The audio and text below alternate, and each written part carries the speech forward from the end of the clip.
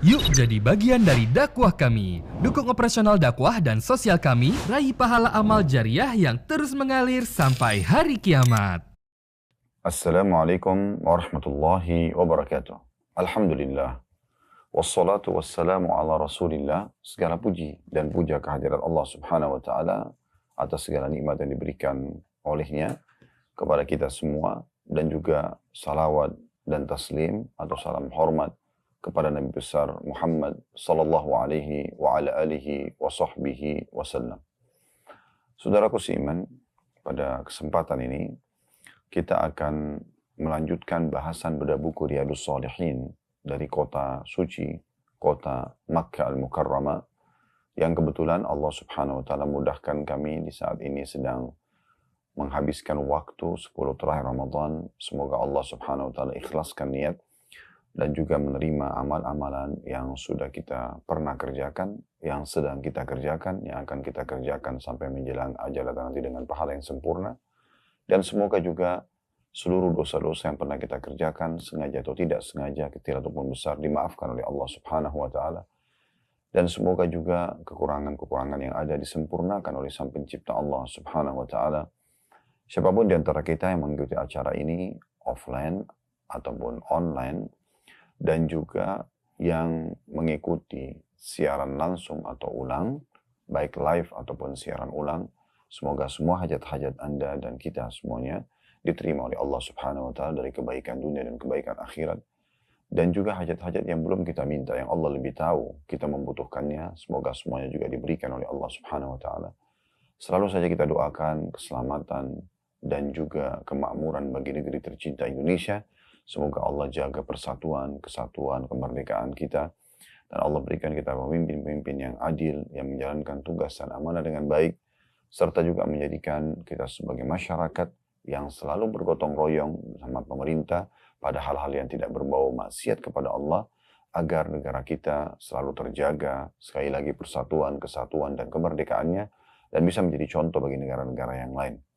Serta juga kita selalu doakan saudara kita dimanapun mereka yang sedang tertindas, terutama di hari-hari ini di Palestina dan secara khusus Gaza. Semoga Allah ikhlaskan niat mereka, terima para syuhada mereka, mulakan Islam di tangan mereka dan tangan kita semua. Dan semoga Allah subhanahu wa ta'ala ikut sertakan kita bersama mereka di pahala, baik dengan doa, dengan harta, juga dengan jiwa kita.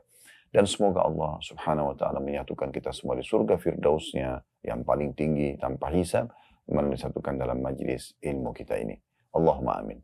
Saudaraku seiman, kita masih berada di kitab nomor 6 dari buku Riyadhus Shalihin yang judulnya Kitab Membesuk Orang Sakit, Mengantar Jenazah, Mensolati dan Menghadiri Penguburannya, serta berdiam diri beberapa saat di samping kuburnya setelah penguburannya. Jadi dari prosesi sakit sampai meninggal dan dikuburkannya seseorang. Dan kita sudah membahas dua bab, 144 dan bab 145. Bab 144 tentang keutamaan membesuk atau menjenguk orang sakit. Dan ini sudah panjang lebar kita jelaskan keutamaan-keutamaan yang luar biasa.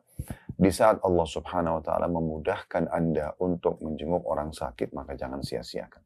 Karena ini adalah peluang pahala yang sangat besar.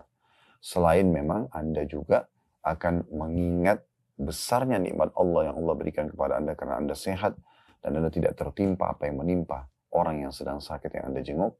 Juga tentunya sekaligus bisa menghibur orang yang sedang sakit sehingga dia lebih semangat untuk melanjutkan hidupnya dan juga semangat untuk terus berobat dan berikhtiar. Sebagaimana sabda Nabi SAW, Allah tidak turunkan penyakit kecuali Allah turunkan obat bersamanya, berobatlah wahai hamba-hamba Allah. Nah, kita sudah sebutkan dan diantaranya adalah hal yang paling mendasar yang kita perlu selalu renungi. Ya, sabda Nabi SAW, Innal muslima idha aada akhahu muslim lam yazal fi khurfatil jannah hatta yarji'. Qila ya Rasulullah wa ma khurfatul jannah? Qala janaha. Ini ada di hadits nomor 903. Saya cuma reviewkan dulu di bab 144. Kata Nabi SAW, sungguhnya seorang muslim itu yang sedang membesuk saudaranya muslim yang lain, maka dia akan tetap berada di khurfa al-jannah hingga ia kembali. Maka seorang sahabat bertanya, ya Rasulullah, apa yang dimaksud dengan khurfa al-jannah? Beliau mengatakan buah-buahan yang dipetik dari surga. Kemudian dalam hadis nomor 904 juga saya ingatkan, di mana hadis ini sangat mulia dan Anda selalu hafal dan ingat-ingatkan dalam diri Anda bahwasanya keutamaan ini akan Anda raih walaupun Anda cuma sesaat saja menjenguk orang sakit. Yaitu sabda Nabi SAW, "Ma min muslimin ya'udu musliman gudwatan illa shalla alaihi sab'una alfa malakin hatta yumsi. وإن عاده عشية إلا صلى عليه 70 ألف ملك حتى يصبح وكان له خريف في الجنة." Yang artinya, tidak ada seorang muslim pun yang membesuk muslim yang lain yang sedang sakit di pagi hari, melainkan 70.000 malaikat mendoakannya hingga dia masuk di waktu sore.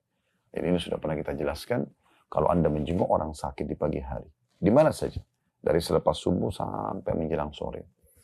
Beberapa detik, misalnya Anda datang, Anda ucapkan salam misalnya, dan Anda doakan dia agar dia disembuhkan oleh Allah Subhanahu wa taala, sebagaimana yang kita singgung di bab nomor 145, sedikit kita murajaah nanti atau kita ulangi supaya Anda mengingat kembali. Berapa detik saja, maka sudah cukup Anda akan mendapatkan keutamaan 70.000 malaikat yang terus mendoakan Anda dari pagi itu sampai sore hari. Bukan Anda menjenguknya misalnya 10 detik, 20 detik, atau anggaplah ya, 10 menit misalnya, 1 menit sampai 10 menit misalnya. Tidak usah lama. Assalamualaikum warahmatullahi wabarakatuh, sabar, semoga Anda lekas sembuh, tidak masalah dengan penyakit ini misalnya. Lalu Anda pamit, Assalamualaikum warahmatullahi wabarakatuh. Contoh, seorang perawat di rumah sakit, seorang dokter, bisa melakukan perbuatan itu setiap saat karena mereka di rumah sakit misalnya. Cukup, ini saya cuma menggambarkan, tentu tidak ada orang yang menjenguknya dengan 10 detik, 20 detik, atau misalnya 1 menit atau sampai 10 menit. Mungkin orang duduk, ada yang sampai 20 menit, ada yang sampai mungkin setengah jam, ya, tergantung kondisi dan keadaan. Tapi juga sudah kami sarankan pada saat menjelaskan tentang bab ini, jangan juga Anda berlama-lama sehingga justru Anda mengganggu orang yang sedang sakit. Atau Anda melakukan hal-hal yang mungkin membuat dia lebih sedih dengan Anda tertawa, terbahak-bahak, memperlihatkan kesehatan Anda yang sedang Anda nikmati misalnya berlebihan di hadapan dia sehingga dia bersedih hati. Ini juga bertolak belakang dengan tujuan kita menjenguk orang sakit. Dan Anda datang dengan tenang, membawakan hadiah, mendoakan yang baik, maka insya Allah ini akan sangat baik. Beberapa detik saja atau beberapa menit saja sudah cukup mendatangkan 70.000 malaikat, bukan sesuai dengan hitungan detik atau menit yang Anda menjenguk dia, tetapi Anda akan mendapatkan mulai dari pagi sampai sore hari, 70.000 malaikat tidak berhenti mendoakan Anda. Dan kalau Anda menjenguknya di sore hari, dengan sama, beberapa waktu saja, ya kemudian Anda pergi meninggalkan dia setelah Anda menjenguknya 10 menit, ya 1 menit, 5 menit misalnya, itu beberapa detik misalnya, maka sudah cukup malaikat Allah datangkan 70.000 lagi mendoakan Anda sampai besok pagi. Artinya, menjenguknya beberapa saat sudah cukup mendatangkan doa malaikat. Kalau satu saja malaikat sudah cukup mendoakan kita. Bagaimana dengan 70.000 malaikat? Dan kalau seandainya kita menjenguknya 1 menit dan malaikat mendoakan kita 1 menit selama 60 detik, sudah sangat cukup. Bagaimana kalau didoakan dari waktu kita menjenguk pagi hari itu sampai menjelang sore? Kalau itu kita jenguk yang pagi hari atau kita besok pagi hari. Dan kalau kita jenguk sore hari, dari mulai kita jenguk sampai besok pagi didoakan, ini luar biasa. Maka coba ingatkan, selalu ingat ya tentang keutamaan ini sehingga setiap ada kesempatan menjenguk orang sakit Anda tidak sia-siakan. Tentu cukup banyak hadis yang kita bahas di bab ini, tapi kita cukupkan mengingatkan 2 buah hadis tersebut.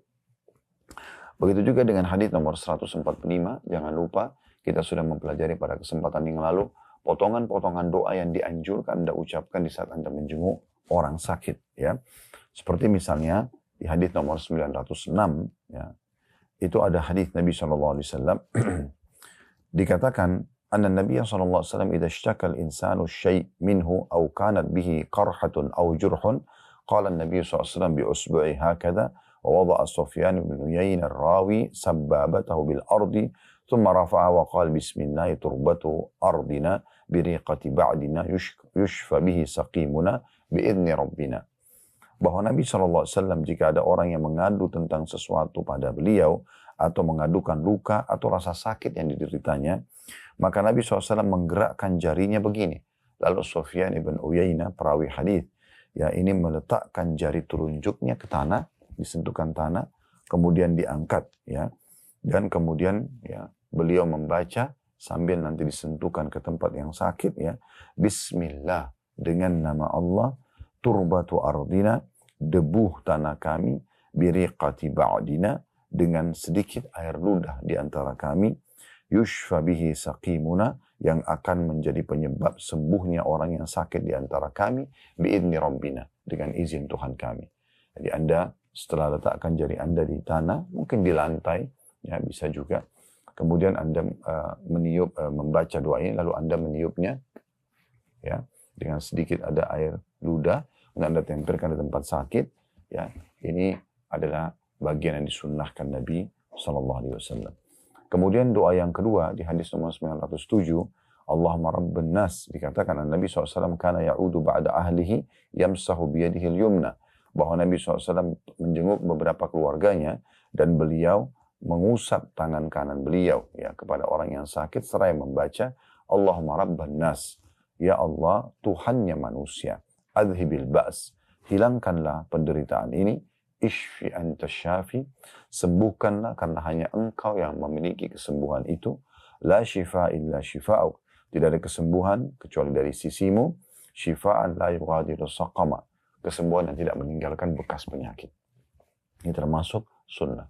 Ibu-ibu di rumah, bapak-bapak bisa mendoakan anak-anaknya sambil memegang tubuhnya, baca ini. Allahumma rabban nas, adhibil ba's, ishfi anta syafi, la shifa illa shifa'uk, shifa'an la yughadiru saqama. Atau Anda seorang dokter sambil memeriksa pasien, baca doa ini. Ya. Ini sunnah Nabi SAW sambil menyentuh tempat yang sakit. Kemudian juga yang ketiga adalah hadits nomor 908, di mana ya, Anas radhiyallahu anhu sahabat mengatakan, annahu qala li Thabit rahimahullah, in ala urqika bi ruqyati Rasulillah sallallahu alaihi wasallam, apakah mau kamu aku ruqyah dengan cara ruqyahnya Rasulullah sallallahu alaihi wasallam, maksudnya mendoakan agar sembuh? Qala bala, maka Thabit rahimahullah seorang tabi'in mengatakan kepada sahabat Nabi Anas, tentu saja. Qala Allahumma rabban nas mudhibil ba's, ishfi anta syafi, la syafiya illa anta, shifaan la yughadiru saqama. Yang artinya Allahumma rabban nas, ya Allah Tuhannya manusia, mudhibil ba's, zat yang menghilangkan penderitaan. Ishfi anta syafi, sembuhkanlah karena hanya engkau yang bisa menyembuhkan. La syafi'a illa ant, tidak ada penyembuh kecuali engkau. Shifaan la yughadiru saqama, kesembuhan yang tidak meninggalkan penderitaan. Ini diantaranya. Kemudian juga hadis nomor 910, ya 909 dulu, bahwa saya Sa'ad bin Abi Waqqas radhiyallahu anhu pernah lagi sakit lalu dijenguk oleh Nabi SAW dan Nabi mengatakan, ya, Allahumma shfi Sa'dan, Allahumma shfi Sa'dan, Allahumma shfi Sa'dan. Ya artinya, ya Allah sembuhkanlah Sa'ad, ya Allah sembuhkanlah Sa'ad, ya Allah sembuhkanlah Sa'ad, 3 kali. Kemudian selanjutnya doa yang keempat adalah nomor hadis 900 maaf. Ya, doa yang keempat betul walaupun riwayat yang kelima, ya. Nomor 910, bahwasanya Utsman bin Abdul As radhiyallahu anhu annahu syaka ila Rasulillah sallallahu alaihi wasallam waja'an yajidu fi jasadi, bahwasanya dia mengeluh rasa sakit yang dirasakan di dalam tubuhnya kepada Rasulullah sallallahu alaihi wasallam. Faqala lahu Rasulullah sallallahu alaihi wasallam, maka Nabi SAW bersabda kepadanya, "Dha yadaka 'ala alladhi ya'lamu min jasadik", letakkan tanganmu di tempat badanmu yang kau rasakan sakit. Dada misalnya, perut misalnya, kepala misalnya, lengan misalnya, di mana sakit dipegang. Lalu qul, dan ucapkanlah bismillah thalathan, ucapkan bismillah 3 kali dengan nama Allah, dengan nama Allah, dengan nama Allah. Wa qul 7 marrat, lalu baca 7 kali. Setelahnya a'udzu bi'izzatillahi wa qudratihi min syarri ma ajidu wa uhadiru. Aku berlindung dengan kemahamuliaan Allah dan kemahakuasaannya dari apapun, dari keburukan yang aku rasakan dan yang aku berhati-hati darinya. Nah, ini dibaca 7 kali sambil memegang tempat sakit. Ya. Jadi sekali lagi bismillah 3 kali, kemudian baca ya a'udzu bi'izzatillahi wa qudratihi min syarri ma ajidu wa uhadiru. Kemudian juga ada doa yang mulia, ya ini doa yang kelima, dan ini hadis yang keenam dalam bab ini, yaitu kata Nabi SAW hadis yang mulia, man 'ada maridan lam yahdurhu ajaluh. Siapa yang menghadiri atau menjenguk orang sakit selama orang sakit itu belum datang ajalnya, ya. Faqala indahu sab'a marrat, lalu dia membaca di sisinya 7 kali. As'alullahal azim, aku mohon kepada Allah yang maha agung, Rabbal arsyil azim, pemilik singgasana yang agung, ayyashfiyaka, agar menyembuhkanmu. 3 potongan doa yang mulia. As'alullahal azim, aku memohon kepada Allah yang maha agung, Rabbal arsyil azim, Tuhan pemilik singgasana yang agung, ayyashfiyaka, agar menyembuhkanmu. Ini teman-teman sekalian kalau dibaca 7 kali, kata Nabi SAW, selama yang orang yang jenguk itu belum datang ajalnya, maka illa afahu Allah min dhalikal marad, kecuali Allah pasti akan sembuhkan orang itu dari penyakitnya. Ini luar biasa, ya. Ini hal yang luar biasa yang harusnya bisa kita amalkan tentunya, ya. Kemudian juga hadis, ya, selanjutnya adalah hadis nomor 912, ini mungkin doa yang ke-6 ini. Bahwasanya Ibnu Abbas meriwayatkan Nabi SAW dakhala ala Arabiyyin ya'udu. Nabi SAW pernah menjenguk seorang Arab Badui yang sedang sakit. Dia belum membesuknya atau menjenguknya. Wa kana idza dakhala ala man ya'udu, dan setiap kali Nabi SAW kalau datang membesuk atau menjenguk orang yang sedang sakit, qala, beliau mengatakan, la ba'sa tahurun insyaallah. Semoga tidak masalah penyakit ini untukmu, dan juga semoga jadi pembersihan atas dosa-dosamu. Nah, ini juga termasuk doa yang disunnahkan dan sangat pendek, ya. La ba'sa, semoga tidak masalah bagimu, tahurun insyaallah, menjadi penyembuh dan pembersih dosa-dosamu. Selanjutnya adalah doa yang ke-7 juga sudah kita pelajari di nomor hadis 913, yaitu hadis Abu Sa'id al-Khudri radhiyallahu anhu, anna Jibril atan Nabiy sallallahu alaihi wasallam faqala ya Muhammad ishtakait, bahwasanya Jibril AS pernah mendatangi Nabi SAW, kemudian beliau berkata, wahai Muhammad, apakah engkau merasakan sakit? Qala na'am, kata Nabi SAW, iya.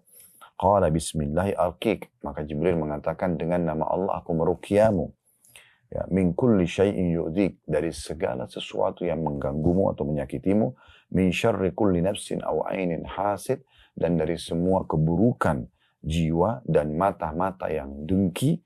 Allahu yashfik, semoga Allah menyembuhkanmu, bismillahi arqik, dengan nama Allah aku meruqyamu. Ini Jibril AS membacakan kepada Nabi sallallahu alaihi wa ala alihi wa sahbihi wasallam. Jadi ini termasuk zikir-zikir dan doa yang sangat dianjurkan untuk dibaca. Teman-teman sekalian, saya mereview ini karena memang ini adalah hal yang sangat mendasar. Bagaimana kita tahu tentang keutamaan satu amalan sehingga kita selalu mau menjaganya. Sekarang kita sedang membahas bab tentang membesuk orang sakit. Maka kita ingat kembali keutamaan tadi 70.000 malaikat yang mendoakan. Dan juga beberapa doa-doa yang harusnya kita hafal dan kita amalkan. Baik di rumah antara suami istri, orang tua sama anak, anak ke orang tuanya. Atau pada saat Anda sedang membesuk dan menjenguk orang yang sakit di rumah sakit. Atau dokter-dokter kepada pasiennya. Yang umumnya biasanya mereka memeriksa jasad pasien sehingga bisa mereka raih pahala sambil memeriksa secara medis, juga membacakan doa-doa yang diajarkan Nabi SAW. Baik, sekarang kita akan masuk teman-teman sekarang pelajaran kita hari ini, yaitu bab 146. Satu buah hadis di sini, bab anjuran menanyakan keadaan orang sakit kepada keluarganya. Jadi kalau kita dengar ada seseorang sakit, boleh kita tanya, ya. Atau misalnya kita tidak tahu kalau dia sakit, namun dia biasanya hadir dalam sebuah majelis, contoh misalnya sholat berjamaah di masjid, atau sering datang bersama-sama di kelas kalau lagi belajar, ya, di majelis ilmu misalnya, dan sekarang dia lagi tidak ada. Atau teman kantor Anda, harusnya itu adalah jadwal kerja, tapi dia lagi tidak kerja. Anda tanyakan, mana si fulan? Ini salah satu tradisi yang Nabi SAW sering lakukan. Kalau beliau lagi habis sholat, subuh misalnya, dan beliau melihat para sahabatnya sambil zikir, kalau yang tidak hadir, beliau tanya, mana si fulan? Ada yang mengatakan misalnya, si fulan sakit. Lalu beliau SAW mengajak para sahabat membesuk atau menjenguknya. Atau kalau tidak ada yang ketahui, maka beliau mengatakan kepada sahabat yang hadir, siapa tetangganya, siapa kerabatnya, yang bisa mendatangkan berita buat kami tentang orang tersebut.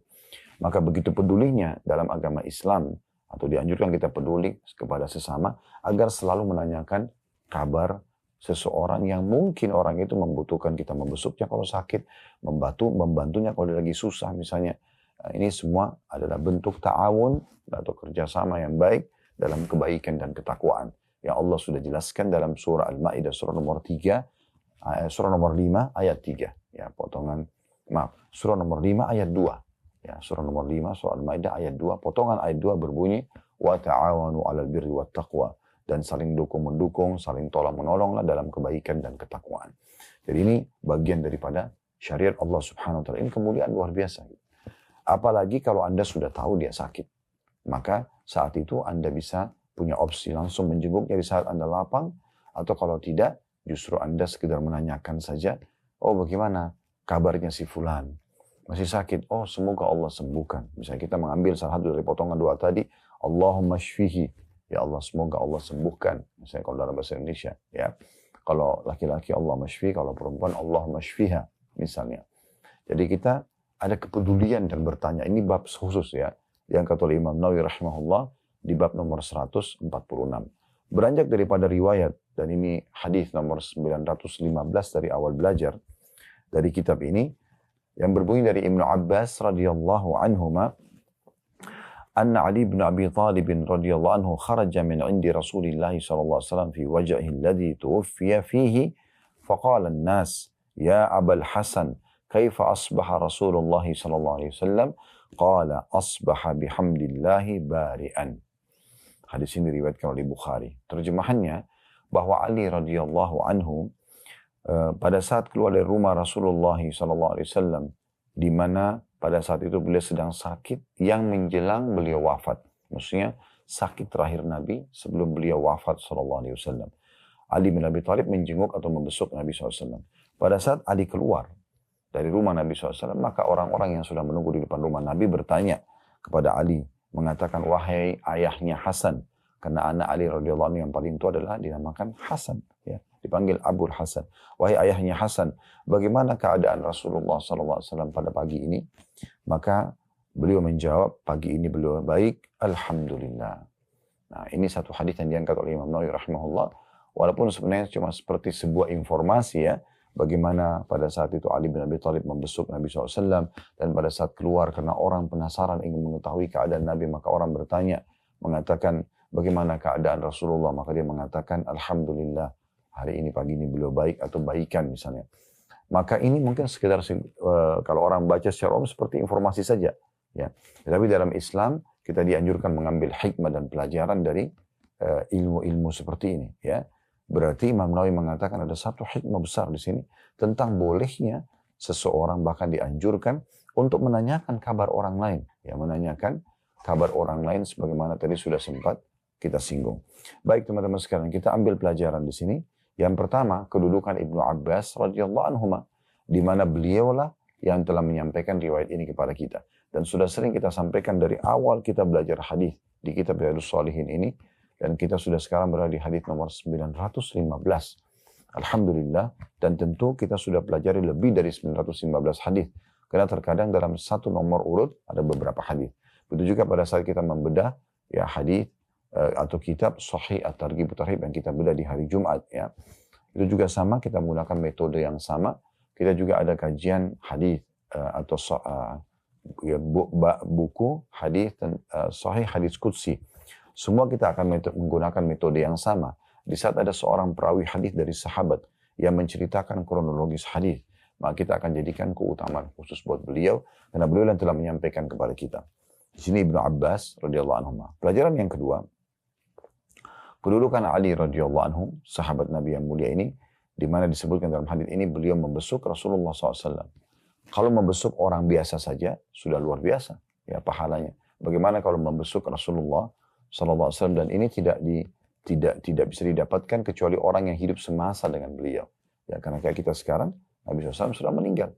Kita sudah tertutup sama sekali peluang untuk meraih pahala membesuk Rasulullah SAW. Dan dalam riwayat ini disebutkan Ali membesuk beliau. Dan ini keutamaan, dan tentu keutamaan untuk semua orang yang sempat membesuk Nabi SAW di masa hidup beliau. Karena bab ini hanya di masa hidup beliau saja. Mirip dengan bab misalnya memberikan hadiah kepada Rasulullah SAW, makanan kah, pakaian kah, apalah ya, memberikan harta misalnya, atau bab khusus untuk salaman dengan Nabi, bertemu dengan Nabi SAW, hadir dalam majelis ilmu beliau, atau hadir sholat bersama dengan beliau, berjihad dengan beliau misalnya, Ini semua adalah bab-bab khusus, hanya para sahabat yang bisa menikmatinya. Kalau kita semua tidak memungkinkan, kita hanya bisa masuk bab misalnya dengan membaca salawat kepada Nabi SAW, karena walaupun beliau meninggal kita bisa bacakan salawat, kita sholat di masjid beliau sebagai penerapan terhadap sunnah beliau SAW, kita mendatangi dan menziarahi kuburnya ya SAW, misal contoh. Jadi kita membela sunnah-sunnahnya gitu kan. Semua kita berjihad di jalan Allah, kita menuntut ilmu, kita terapin ilmu yang beliau sampaikan, maka itu mungkin kita bisa raih. Tapi tidak semuanya, tidak berbeda dengan kondisi sahabat yang mereka bisa mendapatkan dengan cara tadi hal-hal yang mungkin tidak bisa kita dapatkan sekarang. Kemudian kita masuk teman-teman sekalian ke poin yang ketiga atau keutamaan ketiga dari majelis ilmu. Kita ini atau dari hadits ini, maksud saya adalah keutamaan atau poin yang ketiga. Pelajaran ketiga yang bisa diambil dari hadis, yaitu tentang pentingnya seseorang menjenguk orang sakit. Jadi ini menjadi bab kita untuk membesuk orang sakit. Di sini Ali radhiyallahu anhu membesuk orang sakit, membesuk Nabi SAW. Ya. Pelajaran yang keempat yang bisa kita ambil adalah sifat kemanusiaan Nabi SAW. Jadi walaupun beliau seorang Nabi, beliau juga sakit. Beliau juga luka. Ya. Di perang Uhud, pelipis beliau berdarah, gigi beliau sempat retak, pipi beliau tertancap dengan ujung topi besinya, sallallahu alaihi wasallam. Pundak beliau terasa sakit selama sebulan, karena dipukul oleh Ibnu Qami'ah, salah satu orang kafir Quraisy pada saat itu di perang Uhud. Jadi beliau rasakan itu, beliau juga rasakan sakit. Tadi sudah kita sebutkan hadis, beliau pernah sakit dan pas dikunjungi oleh Jibril AS, dan Jibril bertanya, "Ya Muhammad, ishtakait?" Wahai Muhammad, apa kau ada rasa sakit? Beliau mengatakan, "Qala na'am." Iya. Lalu Jibril membacakan doa tadi, ya. Bismillah arkik min kulli syai'in yu'dzik wa min syarri nafsin wa ainin hasid Allah yashfik. Bismillah arkik, ya.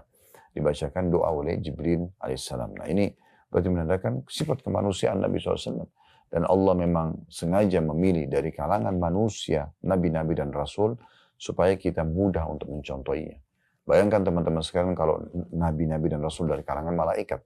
Mereka nggak makan makanan kita, mereka nggak melalui proses kayak kita, misalnya dari bayi, anak-anak, lahir dari rahim seorang ibu ya, kemudian mulai belajar, mulai beranjak dewasa, kemudian mulai berumah tangga, punya keturunan dan seterusnya, maka itu mungkin akan repot karena malaikat itu diciptakan di saat itu dan mereka sudah bisa langsung beraktivitas, tidak melalui proses seperti kita anak-anak misalnya. Dan ini berbeda. Oleh karena itu permintaan sebagian orang-orang kafir kepada Nabi SAW mengatakan, kenapa kamu yang diutus? Kenapa bukan dari kalangan malaikat yang datang? Dan Allah membantah itu. Kalau seandainya di muka bumi ada para malaikat, kami akan utus juga para malaikat sebagai rasul. Tetapi karena kalian manusia, kami utus dari kalangan manusia. Ini hal yang memudahkan kita agar bisa menciplak dan mengikuti kehidupan beliau Sallallahu Alaihi Wasallam. Dan ternyata beliau juga sakit. Dan ini adalah poin penting. Berarti kita pun akan merasakan sakit. Dan Nabi SAW sudah mencontohkan bagaimana kalau sakit, kita sabar menerima itu sebagai ujian dari Allah sambil kita ikhtiar. Sebagaimana tadi sempat saya singgung hadisnya, kata Nabi SAW yang artinya, Allah tidak turunkan penyakit kecuali Allah turunkan obat bersamanya. Tadawaw ya ibadallah, maka berobatlah wahai hamba-hamba Allah.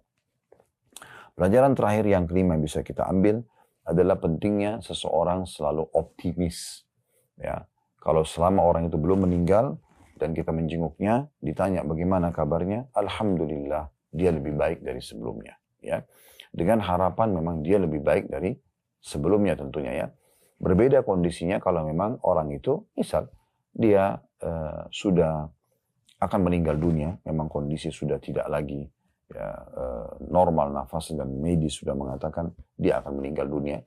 Kemudian pada saat ya kita keluar dari ruangan ada yang bertanya kira-kira seperti apa keadaannya, kita bisa mengatakan, kita doakan saja kebaikan. Nanti kita lihat keputusan teman-teman tim medis misalnya. Ya. Tapi kalau kita lihat dia masih bernafas normal, walaupun mungkin dalam kondisi tidak sadar misalnya, kita masih boleh mengatakan, sepertinya dia lebih baik dari sebelumnya. Apalagi kalau dasarnya memang dia kondisi baik. Ya. Dan ini sangat baik tentunya, ada optimis dari kita. Semoga Allah Subhanahu Wa Taala masih memberikan dia waktu untuk sembuh dan akhirnya beramal saleh. Baik teman-teman sekalian, itu yang bisa diambil dari hadis nomor 915 dan di bab 146, bab anjuran menanyakan keadaan orang sakit kepada keluarganya. Selanjutnya, bab nomor 147. Di sini juga ada 2 buah hadis ya. Bab tentang apa yang hendaknya dibaca oleh orang yang sudah tidak ada harapan lagi untuk hidup. Ya. Hadis pertama dalam bab ini nomor 916. Urutan dari awal kita belajar. Berbunyi dari Aisyah radhiyallahu anha. Beliau berkata, Sami'tu Nabiya sallallahu alaihi wasallam wa huwa mustaniddun ilayya yaqul, Allahumma ighfirli warhamni wa alhiqni birrafiqil a'la. Aku mendengar Nabi SAW sambil bersandar kepadaku, beliau berdoa mengatakan, Ya Allah, ampunilah aku, rahmatilah aku, dan pertemukanlah aku dengan ar-rafiqil a'la, atau dalam kurung teman-teman yang memiliki kedudukan yang paling tinggi. Hadis ini diriwayatkan oleh Bukhari dan juga Muslim. Hadis ini, teman-teman sekalian, saya berikan dulu gambaran. Di akhir hidup Nabi Muhammad SAW, beliau sempat sakit. Kepala beliau sangat sakit, ya, dan beliau sempat mendatangi dan menziarahi kuburan Baqi. Dan beliau sudah merasa memang itu adalah akhir hidup beliau. Kemudian beliau pulang ke rumah dan beliau merasakan rasa sakit yang luar biasa, sakit kepala. Dan beliau sempat terbaring di atas ranjang beberapa hari, bahkan sempat tidak bisa mengimami sholat, ya. Di mana orang sempat khawatir sekali pada saat itu, karena mereka belum bisa menerima kalau Nabi SAW meninggal dunia.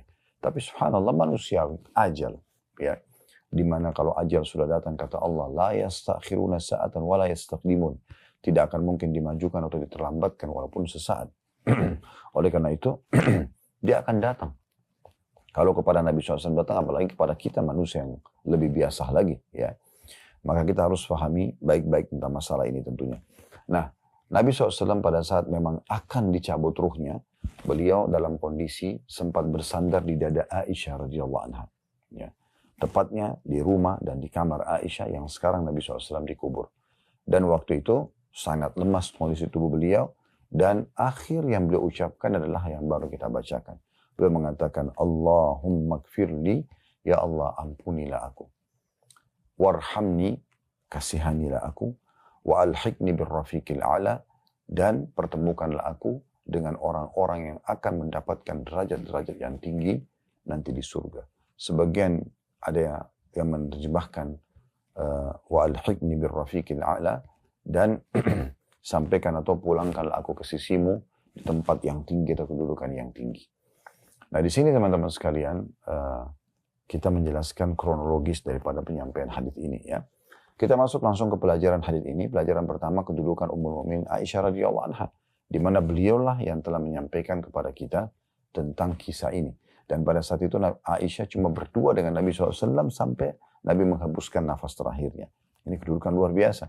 Dan beliau pada saat Nabi SAW sudah mengucapkan dan meninggal dunia, beliau seperti orang yang kaget, ya, sampai beliau bingung harus berbuat apa. Dalam buku-buku sejarah disebutkan, lalu beliau meletakkan kepala Nabi SAW di tanah, dan beliau segera keluar dan mengeraskan suaranya sambil mengatakan, Rasulullah telah meninggal, Rasulullah telah meninggal. Maka terdengar tangisan yang besar terdengar dari para sahabat di masjid, dan akhirnya para sahabat masuk ke dalam dan memeriksa, ternyata memang Nabi SAW sudah meninggal, ya. Maka seperti itu gambarannya. Ini kedudukan Aisyah radhiyallahu anha karena beliau menyampaikan kisah ini kepada kita.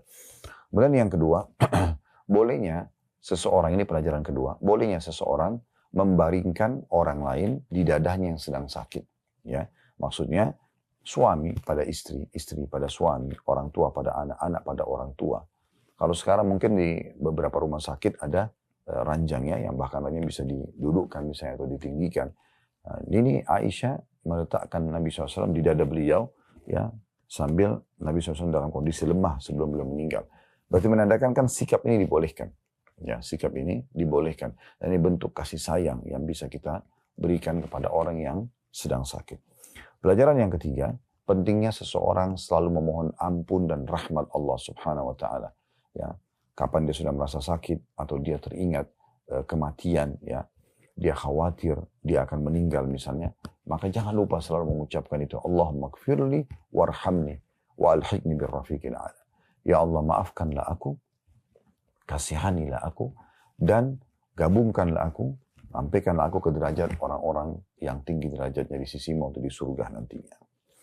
Baik, kita masuk hadis kedua dalam bab ini, hadis nomor 917, sesuai dengan urutan dari awal belajar, berbunyi dari Aisyah radhiyallahu anha, beliau berkata, Ra'aitu Rasulullah sallallahu alaihi wasallam wa huwa bil maut, indahu qadahun fihi ma', wa huwa yudkhilu yadahu fil qadahi, thumma yamsahu wajhahu bil ma', thumma yaqul, Allahumma inni ala ghamaratil mauti aw sakaratil maut. Hadis ini diriwayatkan oleh Tirmidzi.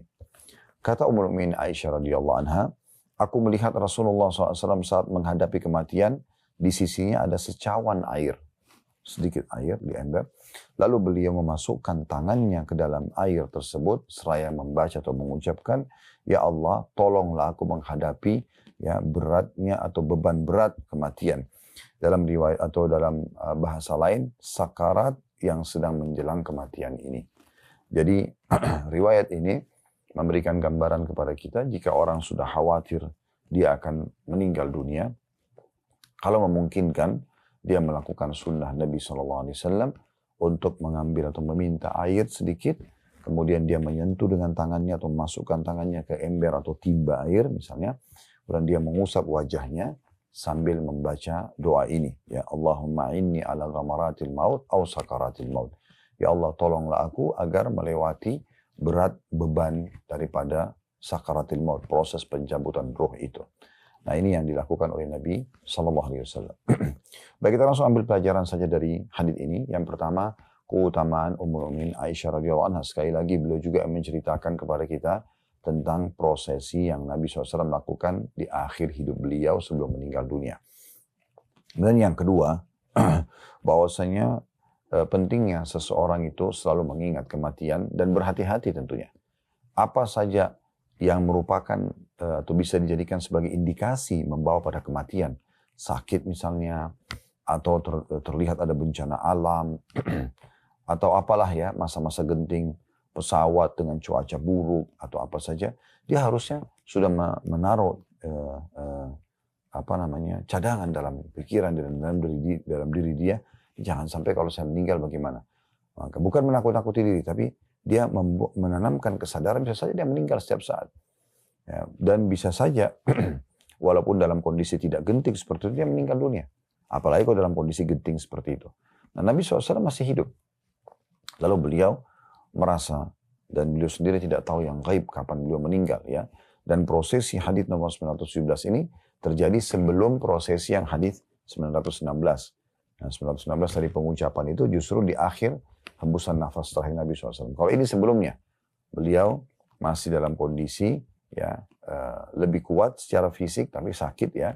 Dan beliau minta didatangkan air, lalu beliau mengusap wajahnya sambil mengucapkan doa tadi yang kita sebutkan. Ya, jadi pentingnya seseorang berhati-hati sekali dan menyadari kalau mati itu akan datang dan itu kebenaran pasti akan datang, dan mati ini sesuatu yang misterius. Kita nggak tahu kapan datang ya. Di mana dia akan datang, dan kata Nabi SAW, kalau Allah ingin menyabut nyawa seorang hamba di sebuah tempat, Allah membuat dia memiliki hajat di tempat tersebut.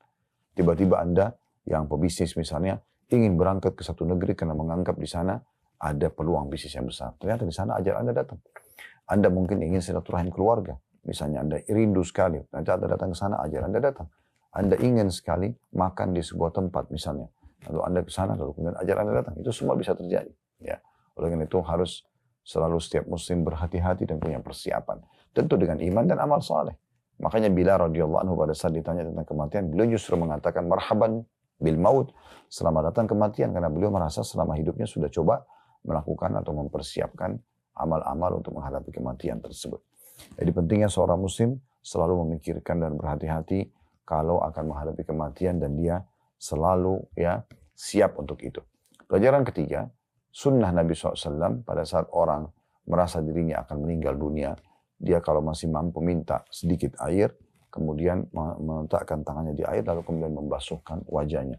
Kalau dia tidak mampu, kerabatnya seharusnya memahami atau orang di sekitarnya memahami masalah ini. Dia boleh mengambil sedikit saja air, bukan banyak, kemudian mengusapkan wajah orang tersebut. Kalau dia bisa ucapkan ini, alhamdulillah. Kalau dia tidak bisa, kita yang mengatakan ayah, ibu, atau siapalah yang sedang kita jenguk, ucapkanlah ini. Sambil diusapkan wajahnya, ucapkan. Allahumma ya, a'inni ala ghamaratil maut au sakaratil maut. Ya Allah, tolonglah aku untuk menghadapi dan melewati beban prosesi pencabutan ruh ini. Ya.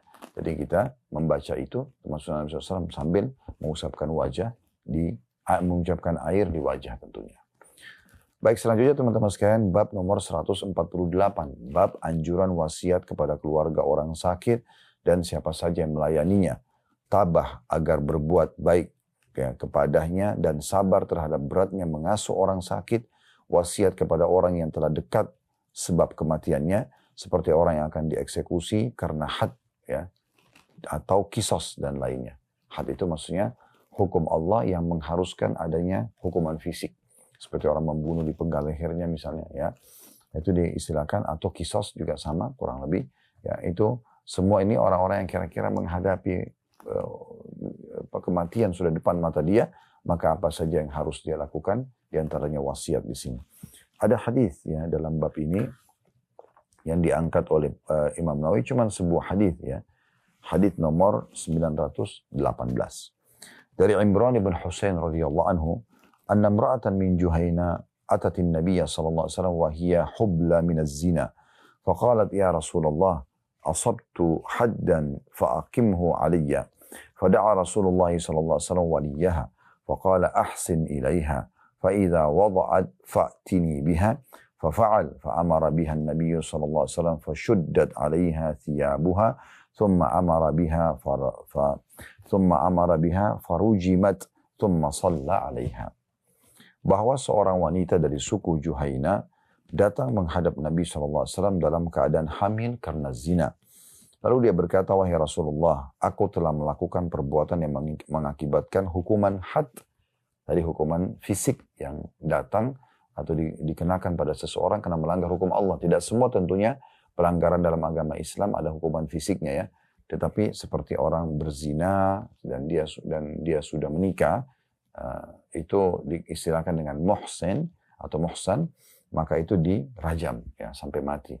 Begitu juga dengan orang yang membunuh harus dibunuh juga misalnya, maka ada hukuman, tapi tidak semuanya. Tentunya ini ada hukuman fisik seperti ini. Wanita ini dari Juhayna, dia merasa bersalah, dosa, karena dia berzina dan akhirnya hamil dari perzinahan tersebut. Lalu dia mengatakan, ya Rasulullah, aku telah melakukan perbuatan yang mengakibatkan hukuman had, maka laksanakanlah atasku. Maka Rasulullah SAW memanggil walinya dan bersabda kepada walinya, berbuat baiklah kepadanya. Jika dia telah melahirkan, bawalah dia kepadaku. Maka walinya melaksanakannya, kemudian Nabi SAW memerintahkan untuk melaksanakan hukuman kepadanya. Maka bajunya dikencangkan, kemudian beliau memerintahkan untuk merajamnya. Dan dia pun dirajam, kemudian beliau mensolatinya, maksudnya setelah orang tersebut wafat. Hadis ini diriwayatkan oleh Imam Muslim.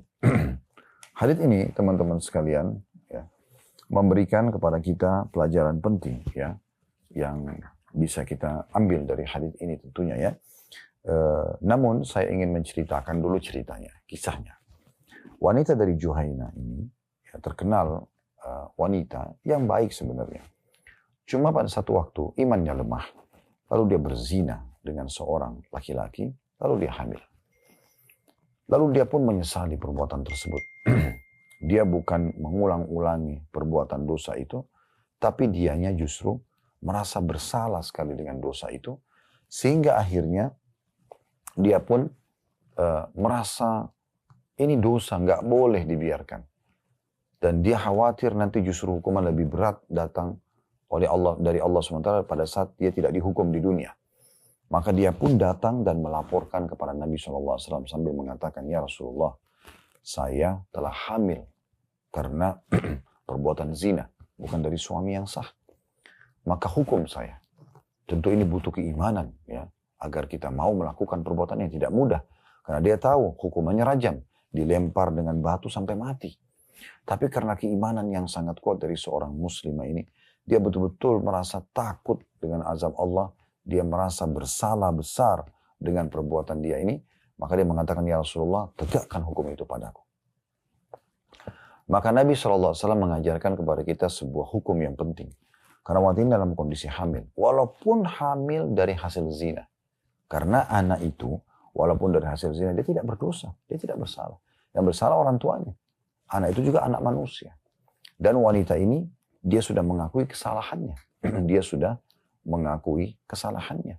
Oleh karena itu, dia diurus. Nabi SAW panggil walinya, kemudian menyuruh walinya berbuat baik pada dia. Bukan justru mencaci makinya, bukan justru memukulnya, bukan justru mengusirnya, tapi berbuat baik dengan dia. Karena dia sudah menyesali perbuatannya. Dan dia lagi hamil. Artinya urus dia, berikan makan, berikan minum, sampai dia melahirkan. Setelah dia melahirkan, baru bawa kepada saya. Maka setelah melahirkan, dibawalah kepada Nabi SAW, kemudian Nabi pun kemudian menerapkan hukum rajam kepadanya. Dia dilempari batu sampai mati, kemudian ya, dia disolati setelah meninggal dunia. Dalam beberapa riwayat yang lain disebutkan, ada seorang wanita, saya kurang tahu apakah ini wanita yang sama atau tidak, tapi dia hamil di luar nikah. Kemudian dia datang kepada Nabi SAW, lalu dia mengatakan, ya Rasulullah, saya telah hamil di luar nikah, tegakkan hukum ini padaku. Maka Nabi SAW mengatakan, pergilah ya, sampai engkau selesai melahirkan. Maka orang itu pun pergi dan dia nunggu sampai 9 bulan dia selesai melahirkan. Ya. Dan dia tetap bergejolak dalam hatinya perasaan penyesal kepada Allah. Tidak puas sampai dia dihukum dengan hukum Allah. Maka dia datang kepada Nabi SAW setelah melahirkan. Sambil mengatakan, ya Rasulullah, saya sudah melahirkan. Tegakkan hukum ini padaku. Kata Nabi SAW, bayimu memiliki hak. Susui dia 2 tahun. Maka orang itu pulang lalu menyusui bayi tersebut. Ya. Kemudian setelah 2 tahun, setelah menyusui baru dia kembali lagi mengatakan, ya Rasulullah, karena kekuatan iman dan dia merasa khawatir nanti dia dihukum sama Allah. Kalau dia justru ya, tidak ditegakkan rajam padanya, nanti Allah akan hukum di akhirat untuk menyempurnakan tobatnya. Maka dia mengatakan, ya Rasulullah, saya sudah jalankan tugas saya menyusui anak ini selama 2 tahun, tegakkan hukum padaku. Maka Nabi SAW pun menegakkan hukum kepadanya. Nah juga perlu digarisbawahi teman-teman sekalian, dari hadis ini kita bisa ambil banyak sekali pelajaran. Pelajaran yang pertama langsung kita masuk keutamaan Imran ibn Husain radhiyallahu anhu. Karena sahabat inilah yang telah menyampaikan kepada kita tentang kisah wanita Juhaina ini. Kemudian yang kedua, tentang bolehnya seseorang pada saat dia memang kena had itu, tadi saya bilang, pelanggaran dalam hukum agama Allah yang mengharuskan adanya hukuman fisik. Kayak pencuri dipotong tangannya, orang berzina kalau belum nikah dicambuk, kalau dia sudah menikah dirajam, ya. Itu untuk datang dan menyerahkan diri, ya, kepada pihak pemerintah, ya, mengakui kesalahannya. Ini dibolehkan dalam Islam.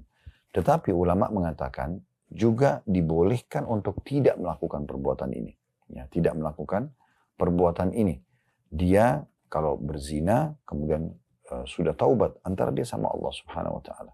Tapi kalau dia mau melakukannya, ini dibolehkan, ya, karena perempuan ini melakukan itu dan Nabi SAW tidak menegurnya. Tapi Nabi SAW hanya menyuruh untuk memberikan hak bayi. Karena kalau dia dirajam dalam kondisi dia hamil, maka dia mati, bayi juga itu bisa mati. Padahal bayi itu tidak salah, gitu ya. Kemudian pelajaran yang ketiga, pentingnya seseorang muslim dan muslimah segera bertaubat dari perbuatan dosanya. Dan jangan terus-menerus berlarut-larut dalam kesalahan tersebut. Allah Subhanahu wa taala memberikan dia perasaan sebelum berzina rasa khawatir supaya jangan dia lakukan. Kalau sudah terlanjur lakukan, maka dia segera ada perasaan takut, khawatir. Ya, maka itu adalah sinyal dari Allah SWT supaya segera dia kembali kepada Allah Subhanahu wa taala, ya. Seperti Allah sebutkan dalam surah Al-Imran, "Walladzina idza fa'alu fahishatan aw dhalamu anfusahum dzakarullaha fastakbaru li dzunubihim." Ya. Al-ayat yang artinya dan mereka termasuk ahli surga ini, ya. Mereka kalau terjerumus dalam perbuatan dosa, mereka tiba-tiba mengingat Allah, maka mereka berhenti, ya, untuk mereka takut pada Allah, mereka berhenti dan mereka berzikir kepada Allah. Mengingat Allah langsung berhenti. Udah, kalau gitu saya tidak mau lanjutin karena takut kepada Allah Subhanahu wa taala. Kita tahu bagaimana salah satu dari 7 golongan dinaungi oleh Allah Subhanahu wa taala pada hari kiamat, tidak ada naungan kecuali naungan Allah, adalah orang yang diajak berzina oleh lawan jenisnya, yang memiliki kecantikan, kedudukan. Kalau perempuan mungkin laki-laki itu tampan dan punya juga kedudukan, lalu dia mengatakan, saya takut kepada Allah. ini punya kedudukan tersendiri di sisi Allah Subhanahu wa Ta'ala. Ini pelajaran ketiga yang bisa diambil tentunya, pentingnya seseorang muslim berhati-hati dan segera berhenti dari dosanya. Pelajaran yang keempat yang bisa diambil adalah adanya hukum Allah Subhanahu wa Ta'ala. Dan ini hukum jangan dianggap remeh, ya, namanya had. Kayak tadi ya, perempuan yang atau laki-laki yang sudah menikah lalu berzina, hukumnya sebenarnya rajam. Mungkin Anda mengatakan, kok kejam sekali dilempar batu sampai mati. Ini orang yang berbicara, mungkin karena dia tidak tahu dan dia tidak mengalami itu. Bagaimana perasaan Anda kalau Anda di posisi sebagai seorang suami di saat Anda temukan istri Anda selingkuh dan hamil di luar nikah? Apa yang bisa mengobati perasaan itu? Tidak ada, kecuali perempuan itu dihukum, dirajam. Bagaimana perasaan Anda sebagai seorang istri di saat Anda temukan suami Anda berzina dengan wanita lain, ya, dan itu ketahuan. Maka yang bisa mengobati kalau dalam hukum Islam memang dirajam dan mensucikan orang tersebut. Tentu ini berlaku bagi orang yang kepergok, ketahuan, dan melakukannya memang ada saksi-saksi. Karena kita tahu untuk memergoki orang yang sedang berzina atau misalnya ketahuan orang yang berzina itu butuh 4 orang saksi. Butuh 4 orang saksi. Maka ini penting sekali untuk digaris bawah. Jadi tidak boleh kita sengaja memata-matai, tidak boleh kita sengaja memata-matai, sengaja kita mencari-cari kesalahan orang. Tidak boleh dalam Islam karena Allah SWT mengatakan wala tajassasu. Nabi SAW mengatakan la tajassasu, jangan kalian saling memata-matai. Tidak boleh sengaja memeriksa handphone pasangan untuk mencari tahu dia berzina atau tidak, itu tidak boleh dalam Islam, ya. Itu urusan dia sama Allah. Tapi kalau itu ketahuan dia melakukannya, ya, maka di saat itu tentunya kita perlu menasehatinya, ya, memberikan dia masukan, ya. Dan itu bisa saja terjadi, ya. Kemudian pelajaran yang selanjutnya, yang keempat, ya, seingat saya pentingnya menjaga keturunan manusia. Karena dengan adanya, ya, orang ini hamil, kemudian dia harusnya kena hukum rajam, tapi Nabi SAW suruh dia melahirkan walaupun anak itu anak zina, ini menandakan memang menjaga keturunan manusia itu adalah satu hal yang penting untuk dilakukan. Ya. Pelajaran yang kelima yang bisa diambil, kalau wanita hamil di luar nikah begini, maka untuk merawatnya tetap dikembalikan kepada walinya. Wali sini adalah ayahnya, atau pamannya, atau siapa saja menaungi dia. Pelajaran yang keenam adalah pentingnya ditegakkan hukum Allah Subhanahu wa Ta'ala dan tidak perlu kita merasa bersalah tentunya dengan perbuatan tersebut, ya. Karena tadi saya sempat singgung orang yang mungkin mengatakan hukum Allah itu keras, itu karena dia tidak merasakannya. Sama dengan orang mengatakan, oh kalau pencuri dipotong tangannya kok keras banget ya, kok kejam sekali gitu. Ini orang yang tidak pernah merasakan maling atau pencuri masuk ke rumah dan mengambil barang-barang berharganya. Kalau dia mengalami itu pasti dia akan mengatakan benar dipotong aja. Mungkin juga bukan cuma dipotong tangannya, mungkin ditusuk badannya, dipenggal lehernya mungkin, ya. Jadi memang Allah SWT datang dan menjelaskan dalam Al-Quran walakum fil qisasi hayatun ya ulil albab.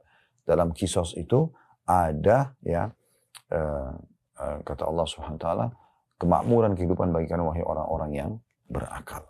Bagi orang yang berakal. Baik, kita masuk bab terakhir teman-teman sekalian, bab 149, dan kita tutup dengan ini insyaAllah.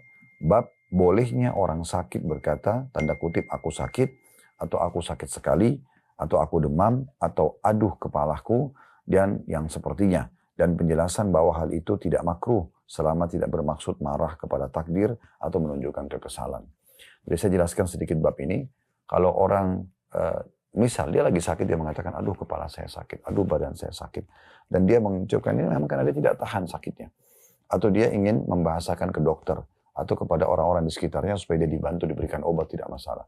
Yang dilarang adalah, kalau dia mengatakan, aduh saya sakit begini kok, seakan-akan menyalahkan takdir itu. Kenapa saya sakit? Ini yang tidak boleh. Ini yang tidak boleh. Apalagi sampai menghina penyakit itu. Ya, itu tidak boleh sama sekali. Kenapa ada seorang wanita dijenguk oleh Nabi SAW dan dia lagi demam. Kata Nabi SAW, kenapa dengan kamu? Dia bilang, demam ya Rasulullah, semoga Allah tidak memberkahinya. Kata Nabi SAW, jangan kau hina demam. Karena sungguhnya demam itu akan menggugurkan dosa-dosa sebagaimana pohon menggugurkan daun-daunnya. Baik, dalam bab ini teman-teman sekalian, ada 3 buah hadis diangkat oleh Imam Nawawi rahimahullah. Yang pertama adalah hadis nomor 919 dari Ibnu Mas'ud radhiyallahu anhu, beliau berkata, "Dakhaltu 'ala Nabi sallallahu alaihi wasallam wa huwa yu'a فمسست فقلت إنك لتوعى وعقا شديدا فقال أجل إني أوعك كما يوعك رجلان منكم. Aku masuk menjenguk Nabi SAW ketika beliau sedang demam. Maka aku menyentuh beliau dan aku berkata, sungguhnya Anda terkena demam yang sangat tinggi.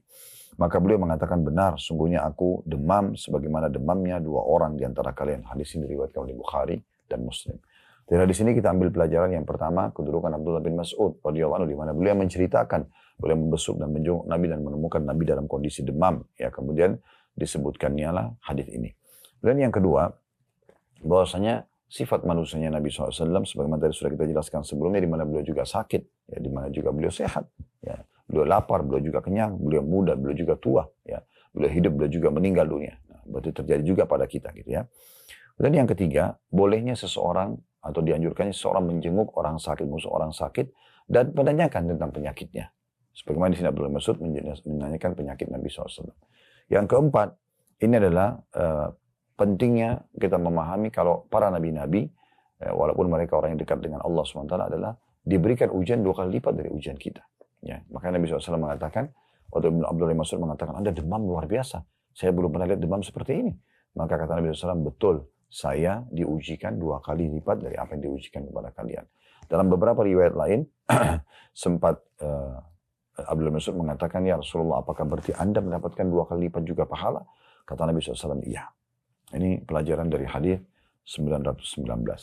Selanjutnya hadis nomor 920 berbunyi, tentu hadis 919 ini diriwayatkan oleh Bukhari Muslim, ya, muttafaqun alaih.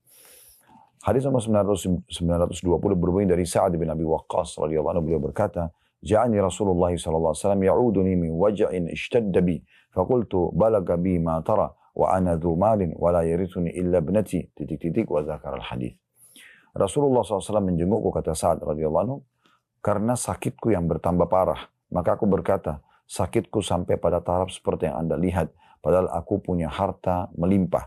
Tapi aku tidak punya ahli waris kecuali putriku saja. Kemudian perawi menyebutkan hadis tersebut selengkapnya. Hadis ini riwayat Bukhari Muslim. Jadi hadis selengkapnya maksudnya, waktu itu saat mengatakan, ya Rasulullah, lanjutan hadisnya, apakah boleh saya menyedekahkan seluruh harta saya? Kata Nabi SAW, jangan. Itu terlalu banyak. Ya, kemudian Nabi SAW saat mengatakan bagaimana kalau 2/3-nya, Nabi SAW mengatakan masih banyak. Saat mengatakan lagi bagaimana kalau setengahnya, kata Nabi SAW masih banyak. Lalu dia mengatakan as-thuluth atau 1/3-nya ya Rasulullah. Maka kata Nabi SAW as-thuluth wa as-thuluthu katsir. 1/3 boleh, tapi 1/3 juga masih banyak. Masih banyak. Nah ini berarti dibolehkan ya orang untuk menyampaikan ini tentunya ya. Menulis wasiat 1/3 harta. Menulis wasiat 1/3 harta ya. Jadi hadis ini, tapi itu bukan jadi bahasan kita. Jadi bahasan kita adalah yang pertama pelajarannya kedudukan Sa'ad radhiyallahu anhu, di mana beliau menceritakan pada saat beliau sakit pernah dijenguk oleh Nabi sallallahu alaihi wasallam. Pelajaran yang kedua, pentingnya seseorang muslim selalu membesuk dan menjenguk orang yang sakit. Bahkan walaupun kedudukannya lebih rendah secara ekonomi misalnya ya, daripada dia. Seperti Nabi SAW menjenguk di sini Sa'ad radhiyallahu anhu. Yang ketiga, bolehnya seseorang mengucapkan seperti bab kita ya. Sa'ad mengatakan, ya Rasulullah, saya telah ditimpa penyakit seperti, dan tarafnya, kedudukannya atau parahnya sudah sampai seperti Anda lihat. Maksudnya Sa'ad mengira dia akan meninggal pada saat itu. Walaupun setelahnya Allah SWT masih menyembuhkan beliau dan akhirnya beliau masih panjang umurnya. Bahkan saat ini sampai memimpin peperangan di masa Umar bin Khattab radhiyallahu anhu, yang menaklukkan Persia adalah Sa'ad radhiyallahu anhu. Ya, tapi di sini beliau waktu itu sakit, beliau mengira itu yang akan meninggal dulu. Lalu beliau minta nasihat dari Nabi SAW, boleh nggak sekarang kesempatan sebelum saya meninggal saya sedekahin seluruh harta saya karena saya kaya raya. Nah seperti itu gambarannya tentunya. Ya. Kita masuk hadis terakhir 921 berbunyi dari Al-Qasim bin Muhammad, beliau berkata, qalat Aisyah radhiyallahu anha wa ra'sah. Faqala Nabi SAW, bal ana wa ra'sah, wa zakar al-hadith. Hadis ini diriwayatkan oleh Al-Bukhari.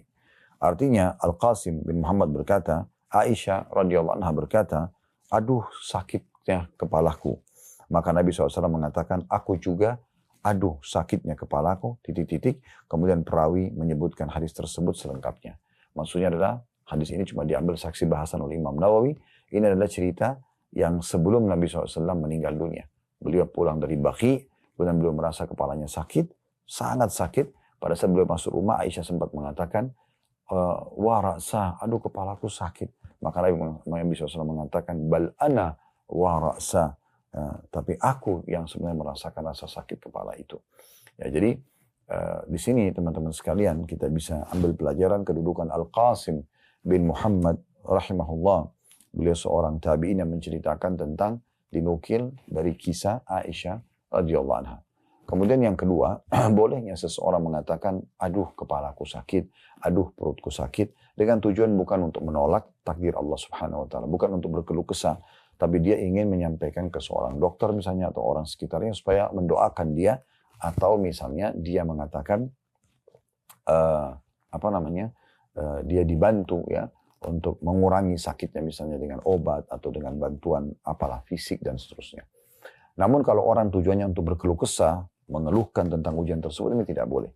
Dalam sebuah riwayat yang dinukil dari Imam Ahmad rahimahullah, beliau pernah sakit, kemudian beliau mengatakan, aduh, ya pas di depannya Taus ini Zakwan rahimahullah, seorang ulama besar di masanya gitu kan, dan salah satu juga gurunya Imam Ahmad. Taus mengatakan, ingatlah kalau kau mengatakan aduh juga akan dicatat oleh malaikat. Artinya bisa saja kau tidak dihitung sebagai dosa atau bisa sebagai dosa. Maka dia pun mengatakan, dikatakan dalam riwayat ini, maka Imam Ahmad setelah itu tidak pernah mengeluh mengatakan sakit.